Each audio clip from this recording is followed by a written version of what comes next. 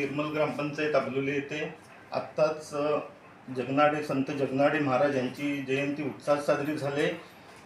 सर्वांना संत जगनाडे महाराज यांच्या जयंतीच्या शुभेच्छा देतो। आता आपल्याला या निर्मल ग्रामपंचायतीचे ग्रामविकास अधिकारी सूर्यवंशी साहेब आपल्याला मौलिक माहिती देणार आहेत, तर ऐकूया त्यांची माहिती। श्री संत जगनाडे महाराज जयंतीच्या कार्यक्रमाच्या निमित्ताने आज या ठिकाणी या गावच्या प्रथम नागरिक तथा सरपंच सौ वैष्णवी नेटके मॅडम आणि आजच्या या कार्यक्रमासाठी उपस्थित सन्माननीय पत्रकार अमोलजी पवार साहेब, त्याचबरोबर पत्रकार संजयजी कदम साहेब, त्याचबरोबर आमचे मित्र खास स्नेही शशी टेलर या ठिकाणी आपण उपस्थित आहात। आपणा सर्वांचं या संत जगनाडे महाराज जयंतीच्या कार्यक्रमाच्या निमित्तानं प्रथमतः स्वागत करतो।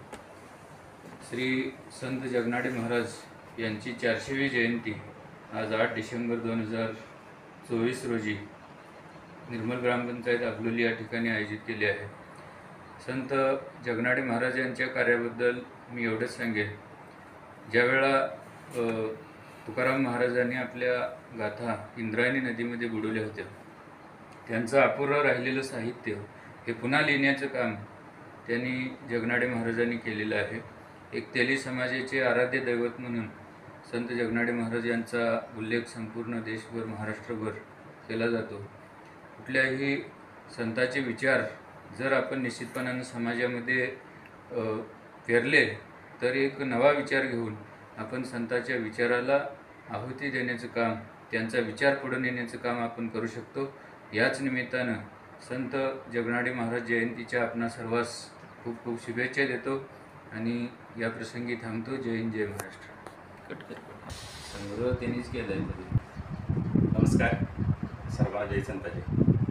आज आपण संत जगनाडे महाराज यांची जयंती साजरी करण्यासाठी सर्वजण एकत्र जमलो आहोत। त्या प्रसंगी उपस्थित या गावच्या प्रथम नागरिक सरपंच महोदया नेटके मॅडम, ग्रामपंचायत अधिकारी सूर्यवंशी भाऊ, त्याचबरोबरीने तेली समाज संघटनेचे माजी अध्यक्ष शशिकांत पवार, पत्रकार संदेश कदम, आमचे सहकारी योगेश भोसले आणि उपस्थित सर्व।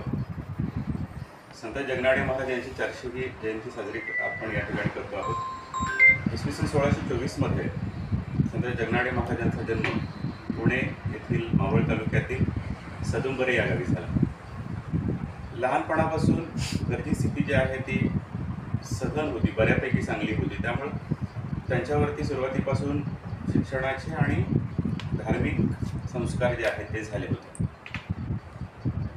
जेव्हा जेव्हा संत तुकाराम महाराज पुण्यात यायचे, त्यांच्या सान्निध्यात संत जगनाडे महाराज आल्यानंतर त्यांच्यावरती सुद्धा वारकरी संप्रदायाचा प्रभाव पडला आणि तिथून पुढं संत तुकारामांच्या सान्निध्यात येऊन त्यांनी अभंग लेखनास सुरुवात केली।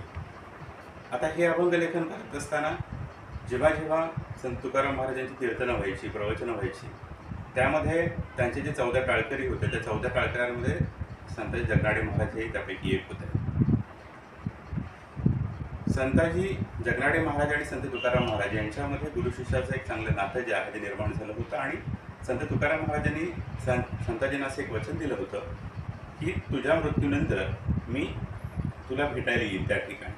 पण दुर्दैवानं संताजींच्या अगोदर तुकाराम महाराजांचं निधन झालं होतं आणि जेव्हा संताजींचं निधन झाल्यानंतर तो जो देह जो आहे त्याचं दफन करत असताना कित्येक वेळेला त्याच्यावरती माती टाकण्याचा प्रयत्न केला, पण अशा पद्धतीने त्यांचं जे मुख आहे ते झाकलं जात नव्हतं आणि त्यावेळेला वैकुंठातून संत तुकाराम त्या ठिकाणी आले आणि त्यांनी त्याच्यावरती माती टाकली आणि तो देह झाकला गेला। अशा पद्धतीची माहिती जी आहे ती मिळते। त्याचबरोबर आणखीन एक महत्त्वाचा विषय असा आहे की जेव्हा इंद्रायणीमध्ये तुकारामांची जी अभंग आहेत, तुकोबाची अभंग गाथा जी बुडवण्यात आली होती आणि ती नंतर अशी वरती आली वगैरे अशी आख्यायिका सांगितली जाते, पण वास्तव त्यातलं असं आहे की ती आख्यायिका जी आहे ती आख्यायिका एका बाजूला आपण ठेवली तरी संत तुकारामांचे अभंग संत जगनाडे महाराजांना मुखोद्गत होते, पाठ होते आणि मग ते त्यांनी पुन्हा लिहून काढले आणि ते आहेत ते आपल्यापर्यंत पोहोचवण्याचं काम झालेलं आहे। त्यामुळे तुकारामांचे शिष्य संत जगनाडे महाराज आणि त्यांनी जी अभंग गाथा पुनर्लिखित करून आपल्यापर्यंत देण्याचं काम केलं आणि त्यामुळं संताजींचं कार्य जे आहे ते आजही तितकंच महत्त्वाचं आहे। तेली समाजाचं आराध्य दैवत म्हणून त्यांची पूजा अर्चा जी आहे ती केली जाते। आज राज्यभरात सर्वच ठिकाणी सर्व शासकीय निमशासकीय कार्यालयांमधून जयंती मोठ्या उत्साहात साजरी होते आहे। त्यानिमित्त पुनश्च एकदा आम्ही सर्वांना शुभेच्छा देतो आणि या ठिकाणी थांबतो. धन्यवाद.